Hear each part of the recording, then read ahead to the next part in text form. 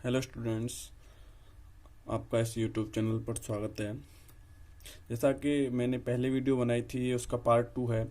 पहले इलेक्ट्रोस्टैटिक्स का पहले चैप्टर्स कूलाम का नियम तथा वैद्युत क्षेत्र का ये पार्ट 2 है। जैसे पिछली वीडियो में मैं आपको बता चुका था कि आवेश का क्वांटीकरण क्या होता है। Q बराबर प्लस माइनस के एनी, ये फॉर्मूला मैंने आपको वहाँ पर बताया था। और मैंने आपको ये बताया था कि मैं आगे नेक्स्ट वीडियो में उस पर बेस्ड न्यूमेरिकल कराऊंगा और आगे बढ़ता हुआ चलूंगा। जो भी स्टूडेंट्स इस चैनल पर नए हैं वो सबसे पहले फर्स्ट वीडियो से देखना स्टार्ट करें, उनके लिए तब बहुत अच्छे से समझ में आएगा। अगर वो डायरेक्ट इस वीडियो को देख रहे हैं तो उनकी समझ में तो आएगा, लेकिन अब आवेश का क्वांटीकरण क्या होता है वो उनकी समझ में नहीं आएगा। इसलिए आप पहले वाली वीडियो जाकर के देखिए और तब जाकर के ये वाली वीडियो देखें। ठीक है, चलिए तो पार्ट 2 में आपका स्वागत है। स्टार्ट करते हैं हम। तो एक आवेश, ये न्यूमेरिकल्स है। एक आवेशित चालक में 400 इलेक्ट्रॉन बाहुल्य में है। चालक में उपस्थित कुल आवेश तथा उसकी प्रकृति बताइए। अब यहाँ पे देखिए, कोई चालक है, हम चालक बना लेते हैं, कोई भी चालक बना लेते हैं, कुछ भी हो सकता है, पिंड हो सकता है, वायर हो सकता है, और कोई भी चादर हो सकती है, कुछ भी हो सकता है। ठीक है ना। अब उस पर कितने इलेक्ट्रॉन्स अधिक हैं? इस पर 400 इलेक्ट्रॉन्स अधिक हैं, यानी बाहुल्य में है, तो इसका मतलब इस पर 400 इलेक्ट्रॉन अधिक हैं। तो इस पर 400 इलेक्ट्रॉन अधिक हैं तो अधिकता है। अब बताओ इलेक्ट्रॉन की प्रकृति कैसी होती है? ऋणात्मक। अब इस पर इलेक्ट्रॉन 400 इलेक्ट्रॉन अधिक हो रहे हैं, कैसे हैं? अधिक।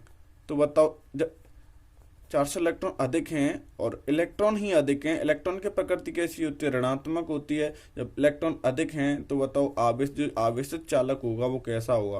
तो पहली बात तो यहाँ से ये क्लियर होती है कि आवेशित चालक ऋणात्मक होगा। कैसा होगा? ऋणात्मक। ये तो उसकी प्रकृति है। ये इसी से पता लगा देंगे कि बाहुल्य में है या कमी में है। तो अगर कमी होगी तो धनावेशित हो जाता है, बाहुल्य में अधिकता में है तो वो कैसा हो जाएगा?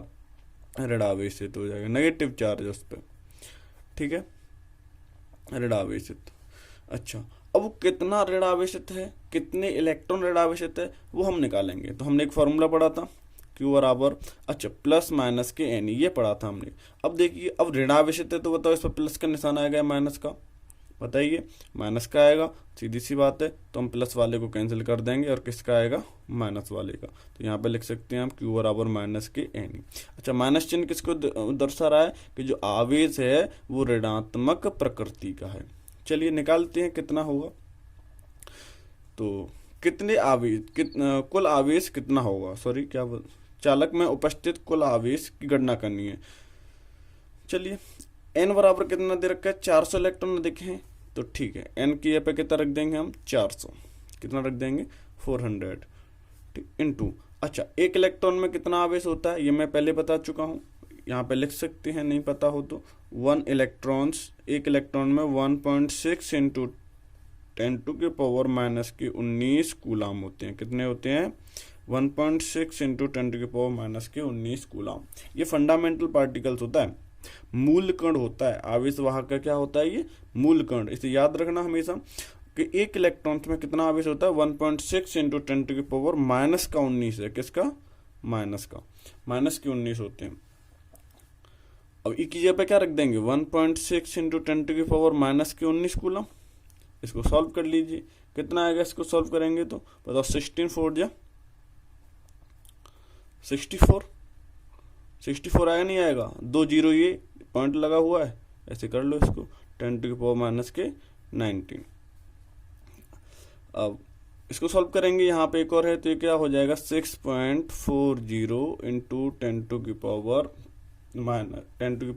के 2 लेस हो जाएगा, इस तरफ जाएगा तो कितना हो जाएगा? ये 17। क्या बचेगा? आवेश। आवेश Q है, Q का मात्रा क्या होता है? क्या होता है? कूलम। आवेश का मात्रा क्या होता है? यही आपका आंसर है। ये ऋणात्मक प्रकृति का है तो इस पर कितना आवेश होगा? अरे ऋणात्मक प्रकृति का है तो इस पर 6.4 इंटू 10⁻⁻17 कूलम आवेश होगा। यही आपका आंसर है। ठीक है, चलिए दूसरा क्वेश्चन करते हैं हम। फर्स्ट, एक कूलाम आवेश में कितने इलेक्ट्रॉन होते हैं? ये आपका 2010 यूपी में आ चुका है, यूपी बोर्ड में। तो ये एक कूलाम आवेश में कितने इलेक्ट्रॉन होते हैं, इसका मतलब यहाँ पे क्या निकालना है आपको? नंबर ऑफ इलेक्ट्रॉन्स निकालने हैं। नंबर ऑफ इलेक्ट्रॉन्स निकालने, तो Q बराबर कितना दे रखा है यहाँ पर? एक कूलाम 1C, ठीक है ना। कितना दे रखा है? एक कूलाम। लगा दीजिए फॉर्मूला आवेश के क्वांटीकरण। Q बराबर क्या होता है? Ne। प्लस माइनस का यहाँ पे उसने कोई प्रकृति दे नहीं रखी है। अब इलेक्ट्रॉन्स ही पूछे तो इलेक्ट्रॉन्स ऋणात्मक प्रकृति के होते हैं, ठीक है ना। हमें n की वैल्यू चाहिए, तो n बराबर हो जाएगा हमारा Q/E। n is equal to क्या हो जाएगा? Q/E। अब Q कितना दे रखा है? 1/E का मान कितना दे रखा है? 1.6 इंटू 10⁻⁻19। जब हम इसको सॉल्व करते हैं, पॉइंट के ऊपर जाएगा, एक इधर से पहुंच जाएगा 16, तो ये हो जाएगा 6.25 इंटू 10⁻, एक इधर पहुंच गया 18 इलेक्ट्रॉन्स। ये क्या? नंबर ऑफ इलेक्ट्रॉन्स है, तो ये क्या हो जाएगा? इलेक्ट्रॉन्स। जब हम किसी चालक पर एक कूलाम का आवेश एस्टेब्लिश करते हैं, एक कूलाम का आवेश स्थापित करते हैं, तो इसका मतलब हम उसको कितने इलेक्ट्रॉन दे रहे हैं? 6.25 इंटू 10⁻18 इलेक्ट्रॉन दे रहे हैं। समझ में आ रहा है ना? ठीक है, अगर समझ में आ रहा है तो बोलिए हाँ, नहीं आ रहा तो वीडियो को पीछे करिए, फिर दोबारा से देखिए। चलिए, कोई भी डाउट होता है तो आप कमेंट सेक्शन में लिखिए, कमेंट सेक्शन में अपनी राय जरूर लिखें, ठीक है ना। वीडियो को लाइक शेयर जरूर करते रहें। चलिए, अगला क्वेश्चन है हमारा 3.2 कूलाम आवेश कितने इलेक्ट्रॉनों द्वारा निर्मित है? इसमें भी नंबर ऑफ इलेक्ट्रॉन्स निकालने हैं। क्यू कितना दे रखा है बताइए? 3.2 कूलाम। एन बराबर कितना दे रखा है? कुछ नहीं दे रखा, निकालना है हमें, ठीक है ना। हाँ, लगा दीजिए फॉर्मूला Q बराबर NE, तो N बराबर क्या हो जाएगा? Q/E। N बराबर क्या हो जाएगा? Q/E। अब Q का मान कितना दे रखा है? 3.2 अपॉन, अच्छा E का मान कितना दे रखा है? E का मान तो हमें याद होना चाहिए, 1.6 इंटू 10⁻⁻19। नहीं याद है तो आपको याद होना चाहिए, ठीक है ना। इलेक्ट्रॉन्स जो फंडामेंटल पार्टिकल होता है, तो इसका मान होता है 1.6 इंटू 10⁻⁻19, और इसका वेट होता है वो 9.1 इंटू 10⁻30 kg होता है, ठीक है ना। चलिए मैं यहाँ पे लिख देता हूँ, जो एक इलेक्ट्रॉन है, एक इलेक्ट्रॉन पर जो आवेश है, चार्ज है, जो आवेश है वो कितना है? 1.6 माइनस का रख देंगे, 1.6 इंटू 10⁻⁻19 कूलाम, और इसका जो मास है, द्रव्यमान है, वो है आपका 9.1 इंटू 10⁻31 kg। इसी प्रकार अगर प्रोटॉन को देखते हैं हम लोग, प्रोटॉन पर जो आवेश होता है वो कितना होता है? उतना ही होता है, लेकिन विपरीत प्रकृति का, यानी वो इस पर माइनस का है तो इस पर कैसा हो जाएगा? प्लस का होता है। प्रोटॉन पर किसका कैसा होता है? प्लस का। तो 1.6 इंटू 10⁻⁻19 कूलाम, कैसा? प्लस का। इसका द्रव्यमान होता है, तो द्रव्यमान क्या होता है? द्रव्यमान होता है इसका 1.67 इंटू 10⁻⁻27 kg, ठीक है ना। कितना होता है? 1.67 इंटू 10⁻⁻27 kg। चलिए, अगर हम दूसरा देखते हैं, दिख रहा है ना? चलिए, अगर हम दूसरा देखते हैं, जैसे एक और पार्टिकल होता है जिसे हम बोलते हैं अल्फा कण। अल्फा कण का सिंबल ऐसा होता है, क्या बोलते हैं इसे? अल्फा कण, अल्फा पार्टिकल, अल्फा पार्टिकल्स। तो एक अल्फा पार्टिकल्स पर कितना आवेश होता है? एक अल्फा पार्टिकल कितना आवेश होता है? अगर उस पर आवेश होता है, वो कितना होता है? आवेश होता है, उस पर होता है 2 इलेक्ट्रॉन्स। कितना होता है? 2 इलेक्ट्रॉन्स। 2 इलेक्ट्रॉन्स का मतलब 2 इंटू इलेक्ट्रॉन्स का मान कितना होता है? 1.6 इंटू 10⁻⁻19 कूलाम। कितना होता है? 19 कूलाम। ये हो जाएगा 3.2 इंटू 10⁻⁻19 कूलाम।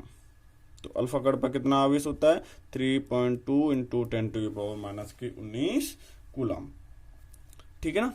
चलिए, तो यहाँ पर हम इसको सॉल्व करते हैं, तो ये कितना हो जाएगा? देखो, दशमलव से दशमलव हट जाएगा, पॉइंट से पॉइंट कट जाएगा, तो ये हो जाएगा 16 2 कितना हो जाएगा?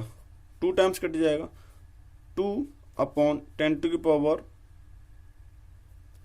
माइनस के 19। इसमें क्या करते हैं, हम इसको ऊपर लेके जाते हैं, इसको ऊपर लेके जाते हैं तो ये कितना हो जाएगा 2 इंटू 10⁻+ के 19, 2 इंटू 10⁻+ के 19। इतने ही इलेक्ट्रॉन्स इस पर क्या हैं, जो 3.2 कूलम आवेश बना है वो इतने इलेक्ट्रॉनों के द्वारा बना है। उस पर कितने इलेक्ट्रॉन्स हैं, इतने।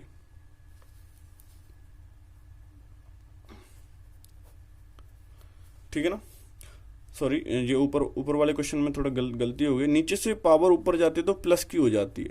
कैसी हो जाती है, प्लस की। तो 6.25 इंटू 10⁻+ के 18 इलेक्ट्रॉन था, इसे करेक्ट कर लेना। ठीक है ना। चलिए आगे चलते हैं। क्या किसी कण पर 6.25 इंटू 1.6 इंटू 10⁻⁻20 कूलम आवेश हो सकता है? अब बताइए, इतना तो होता है, फंडामेंटल पार्टिकल होता है, उसमें 1.6 इंटू 10⁻⁻19 कूलम तो होता है, लेकिन इसमें एक और हो रहा है, 10 से भाग लग रहा है, 10 से भाग लग रहा है। इसका मतलब ये कितना हो जाएगा, 0.1 ये इधर पहुंच जाएगा 16 इंटू 10⁻⁻19, और ये आवेश संभव नहीं है। इसका आंसर है नहीं, क्योंकि आवेश के क्वांटीकरण में पढ़ा था हमने कि हमें कैसा चाहिए, पूर्ण गुणज होना चाहिए। ये पूर्ण गुणज तो है ही नहीं। ठीक है ना। चलिए अब आगे बढ़ते हैं हम लोग। ठीक है, तो चलिए आगे स्टार्ट करते हैं। आगे हम पढ़ते हैं, अब आपका नया टॉपिक आता है जिसे हम बोलते हैं कूलाम का नियम। क्या है आपका, कूलाम का नियम। कूलाम्स लॉ के बारे में पढ़ते हैं हम। कूलाम का नियम, कूलाम्स लॉ। ये कूलाम का नियम क्या कहता है, ये कूलाम एक वो वैज्ञानिक थे, फ्रांसीसी वैज्ञानिक थे। ये कूलाम फ्रांसीसी वैज्ञानिक थे जिन्होंने सन 1785 में एक नियम दिया था। सन 1785 में एक नियम दिया था, जो कि फ्रांसीसी थे। फ्रांसीसी, वो क्या नियम दिया था, वो नियम है, ये आपका डेरिवेशन है, इसको अच्छे से लिखना है आपको। उन्होंने जो नियम दिया था वो क्या नियम दिया था, उन्होंने बताया था कि अगर हमारे पास कोई दो स्थिर पिंड हैं, आवेशित पिंड है, दो स्थिर आवेशित पिंड हैं, अगर हम इसको एक को नाम क्या दे देते हैं Q1, दूसरे को नाम क्या दे देते हैं Q2, एक को नाम क्या दे देते हैं Q1, दूसरे को क्या दे देते हैं Q2, और इनके जो बीच का जो डिस्टेंस है उसको दे देते हैं R क्या दे देते हैं R। ठीक है, R नाम दे देते हैं, इसको पॉइंट A मान लीजिए, इसको पॉइंट B मान लीजिए। तो कूलाम ने क्या बताया था, कूलाम ने बताया था कि अगर हमारे पास दो स्टेबल पॉइंट हैं, दो स्थिर हैं, अगर दो स्थिर हैं तो उन पर जो फोर्स काम करेगा, अगर ये समान, ये भी प्लस का हुआ, ये भी प्लस का हुआ, तो इनके बीच में कैसा, कौन सा फोर्स होगा, प्रतिकर्षण। ये भी माइनस का हुआ, ये भी माइनस का हुआ, तो कैसा हुआ, तब भी प्रतिकर्षण होगा। दोनों पर अपोजिट होगा तो कैसा हो जाएगा, आकर्षण हो जाएगा। ठीक है ना। तो उन्होंने नियम दिया था, इन पर बल तो लगेगा, या आकर्षण लगेगा या प्रतिकर्षण लगेगा। तो उन्होंने क्या दिया था, उन्होंने ये बताया था, उन्होंने बताया था कि किन्हीं दो स्थिर बिंदु, किन्हीं दो स्थिर बिंदु, दो स्थिर बिंदु आवेशों के बीच, आवेशों के बीच लगने वाला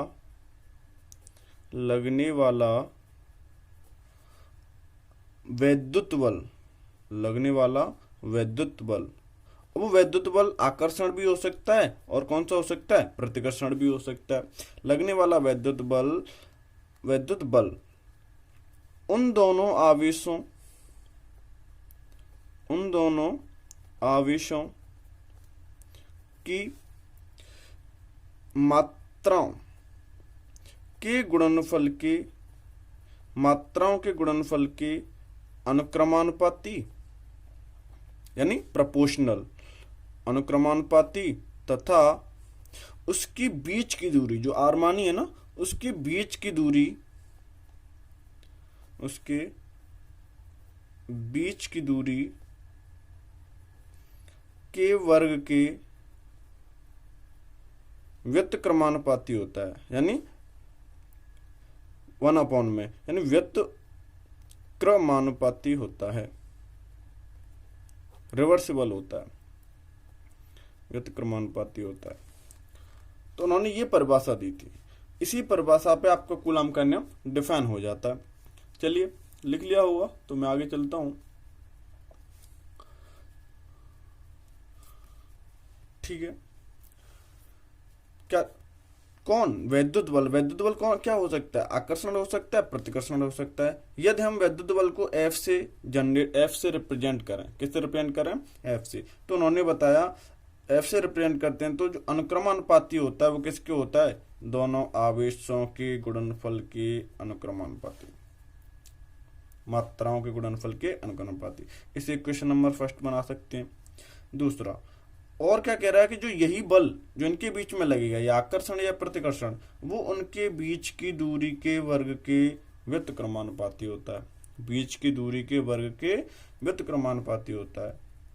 इक्वेशन नंबर सेकंड, इसका मतलब दोनों से समीकरण फर्स्ट व सेकंड से क्या मिला, समीकरण फर्स्ट व सेकंड से हमें मिला जो बल है वो अनुक्रमानुपाती होता है Q1 Q2 upon R square के, Q1 Q2 upon R square के। ठीक है ना।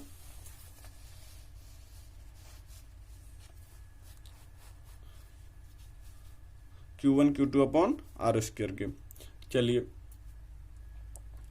अब यहां से हम प्रोपोर्शनल का सिंबल हटाते हैं, यहां से हम प्रोपोर्शनल का सिंबल हटाते हैं तो क्या आएगा कि F proportional F is equal to Q1 Q2 upon R square, और प्रोपोर्शनल का साइन हटाएंगे तो एक कांस्टेंट आ जाएगा K। ठीक है ना। K क्या है, जहां K अनुक्रमानुपाती नियतांक है। कौन सा नियतांक है, अनुक्रमानुपाती नियतांक है।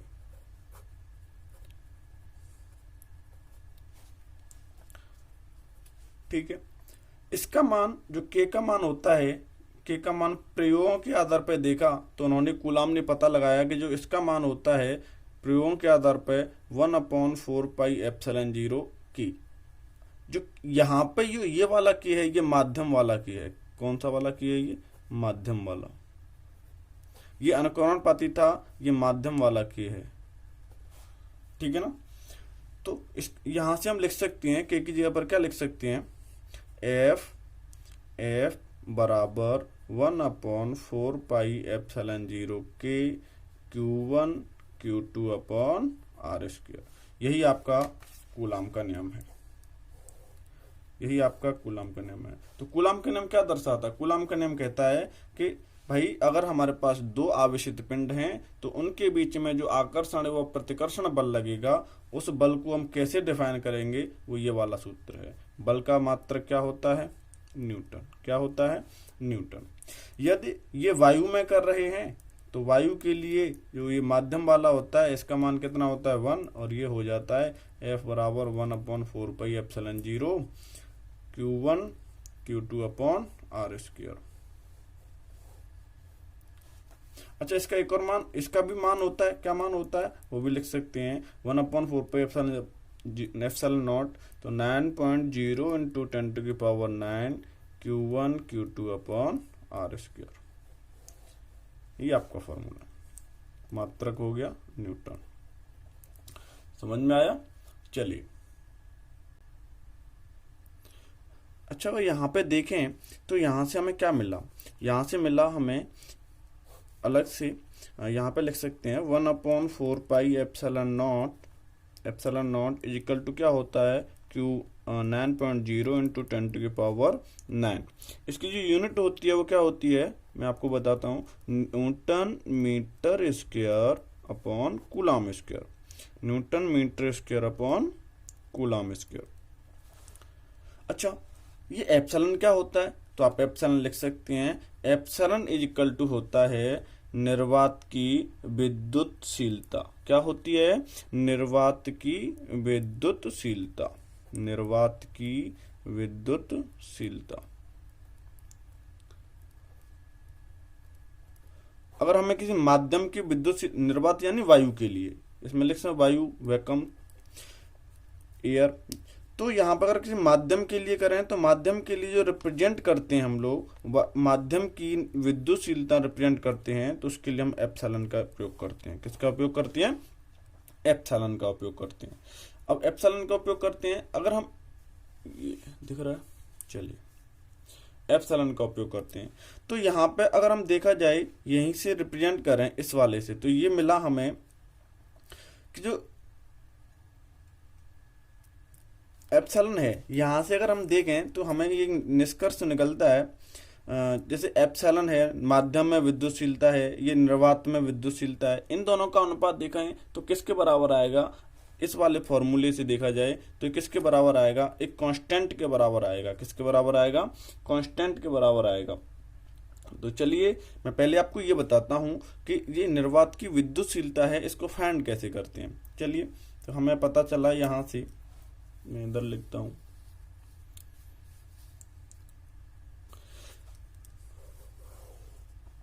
यहाँ से कि 1/4 pi epsilon nought is equal to क्या होता है? 9.0 इंटू 10⁹9। ठीक है, और इसका यूनिट होती है newton metre square upon coulomb square. अगर हमें एप्सिलॉन निकालना है तो एप्सिलॉन बराबर क्या निकलेगा हमारे लिए? तो एप्सिलॉन बराबर निकलेगा, एप्सिलॉन इसको इधर लेके जाएंगे तो ये क्या बचेगा? यहाँ पे मैं इस तरफ लिख देता हूँ 1/4 इंटू पाई इंटू ये नीचे पहुंच जाएगा 9.0 इंटू 10⁹9। ठीक है ना, पाई की वैल्यू रख देते हैं 1/4 इंटू पाई की वैल्यू 3.14 इंटू 9.0 इंटू 10⁹9। जब हम इसको सॉल्व करते हैं तो इसका मान आता है 8.85 इंटू 10⁻⁻12। क्या आता है? 8.85 इंटू 10⁻⁻12। अच्छा, तो एप्सिलॉन का मान कितना आ गया? 8.85 इंटू 10⁻⁻12। अच्छा, ये एप्सिलॉन पहले नीचे था, तब इसका मात्रक देखा जाए, ये तो कांस्टेंट है ना, 1/4 पाई तो कांस्टेंट है, इसका तो कोई होगा ही नहीं यूनिट। तो अब जब ये नीचे था तो इसका मात्रक क्या था? न्यूटन मीटर स्क्वायर पर कूलम स्क्वायर। अब ये ऊपर आ गया तो ये उलट जाएगा ना, तो ये क्या हो जाएगा? जब ये भी उलट गया है तो ये भी उलट जाएगा, तो क्या हो जाएगा? Coulomb square upon newton metre square. इसका ध्यान रखना। अगर हम पूछें 1/4 पाई एप्सिलॉन नॉट का मात्रक क्या होता है, तो न्यूटन मीटर स्क्वायर। अगर हमें एप्सिलॉन नॉट का पूछे तो क्या होता है? Coulomb square upon newton metre square. ठीक है ना, इसका एप्सिलॉन नॉट का जो मान होता है याद रखना 8.85 इंटू 10⁻⁻12। समझ में आ रहा है ना? ये कुछ यूनिट्स हैं, ये कांस्टेंट्स हैं, यूनिट्स भी हमें पता होनी चाहिए और इनके कांस्टेंट हैं ये हमें याद होने चाहिए। ठीक है, चलिए अब मैं आगे बढ़ता हूं। अब आगे बढ़ते हैं तो चलिए अब यहां से हम देखते हैं, तो हम क्या करें, एक बार Q को, जो आवेश और उनकी जो बीच की दूरी है, आवेश और उनके जो बीच की दूरी है, इनको हम क्या मान लेते हैं? कांस्टेंट मान लेते हैं। क्या मान लेते हैं? कांस्टेंट मान लेते हैं। कांस्टेंट मान करके एक बार निर्वात में चेक करते हैं और एक बार किस में चेक करते हैं? किसी माध्यम में चेक करते हैं, जिसका परावर्तन क्या हो जाएगा? के हो जाए। तो इसका मतलब अब अगर हम चेक करते हैं तो इस वाले फॉर्मूले से देखा जाए तो क्या मिलेगा हमें? तो F प्रोपोर्शनल, बाकी का ये भी कांस्टेंट, ये भी हमने कांस्टेंट कर दिए, तो क्या मिलेगा? F proportional epsilon not.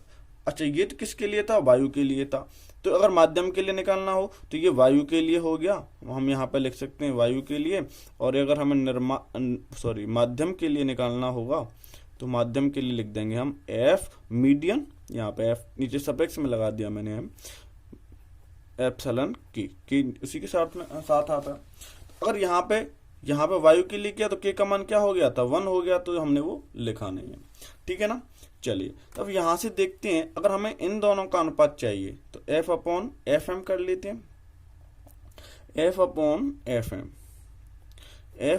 FM करते हैं तो यहाँ से मिलता है, F की वैल्यू रखते हैं F अपॉन FM करते हैं, तो F upon 1/4 pi epsilon upon माध्यम के लिए हम इसे एप्सिलॉन मानते हैं, है ना। एप्सिलॉन मान दें के।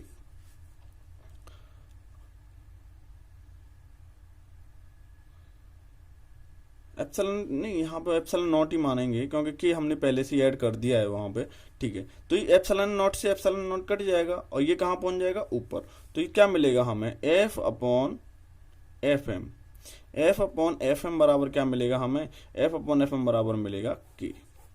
अगर हम देखिए एक बार हम क्या करते हैं, निर्वात में उसी दूरी पर बल चेक करते हैं, वैद्युत बल चेक करते हैं, और फिर उसी दूरी पर उन्हीं आवेशों को लेकर के फिर माध्यम में चेक करते हैं। अगर हम उन दोनों का अनुपात निकालें तो हमें क्या मिल जाएगा, उस परावैद्युतांक के माध्यम का मान मिल जाएगा। उस परावैद्युत माध्यम का क्या मिल जाएगा, मान मिल जाएगा। ये इंपॉर्टेंट पॉइंट है, इसको ध्यान रखना। इसी से रिलेटेड एक बार निर्वात में एक बार माध्यम में चेक करते हैं तो हमें क्या मिलता है कि एप्सिलॉन अपॉन एप्सिलॉन नॉट। एक बार माध्यम में एक बार किस में, निर्वात में चेक करते हैं, उनको देखते हैं, तब भी हमें क्या मिलता है, कांस्टेंट के ये मिलता है। तो यहां से एक और फॉर्मूला जनरेट हो जाता है कि एप्सिलॉन बराबर एप्सिलॉन के। ये भी इंपॉर्टेंट है, ये भी इंपॉर्टेंट है। तो यहाँ पर एक लाइन लिख सकते हो, यहाँ पर एक लाइन लिख सकते हो, इंपॉर्टेंट है, जरूर लिखें। यहाँ पर लाइन लिख सकते हो कि परावैद्युत माध्यम का अगर हमें परावैद्युतांक निकालना है तो लिखो परावैद्युत माध्यम का परावैद्युतांक निर्वात में परस्पर कुछ दूरी पर, निर्वात में परस्पर कुछ दूरी पर रखे दो बिंदु आवेशों, रखे दो बिंदु आवेशों के बीच लगने वाला बल, कौन सा बल, वैद्युत बल, लगने वाला बल तथा उन्हीं आवेशों को उतनी ही दूरी पर, उन्हीं आवेशों को उतनी ही दूरी पर, मैं ना आर कांस्टेंट, उतनी दूरी पर, उतनी ही दूरी पर कुचालक माध्यम में रखने पर उनके बीच लगने वाले, उनके बीच लगने वाले वैद्युत बल के अनुपात को क्या कहते हैं, परावैद्युतांक कहते हैं। उनके बीच लगने वाले वैद्युत बल के अनुपात को क्या कहते हैं, परावैद्युतांक कहते हैं। इसी प्रकार इसके लिए भी लिख सकते हैं हम, एप्सिलॉन वाले के लिए परावैद्युत माध्यम की वैद्युतशीलता। अब ये वैद्युतशीलता होती है तो इसको क्या लिखेंगे, परावैद्युत माध्यम की विद्युतशीलता तथा निर्वात की विद्युतशीलता के अनुपात को, परावैद्युत माध्यम की विद्युतशीलता, परावैद्युत माध्यम की विद्युतशीलता तथा निर्वात में परावैद्युत माध्यम की विद्युतशीलता के अनुपात को क्या कहते हैं, परावैद्युतांक कहते हैं, परावैद्युतांक कहते हैं। आई होप समझ में आया होगा। अगर समझ में आया है तो हाँ बोलिए, नहीं आया है तो वीडियो को पीछे करिए और फिर दोबारा से समझिए, ठीक है ना। चलिए अब मिलते हैं हम लोग नेक्स्ट वीडियो में और एक नए कॉन्सेप्ट के साथ। वीडियो को लाइक शेयर सब्सक्राइब जरूर कीजिए। ओके, थैंक यू, धन्यवाद, जय हिंद, जय भारत। कमेंट सेक्शन में कमेंट जरूर लिखें, जो भी डाउट्स है वो डाउट्स क्लियर करें। Okay, thank you.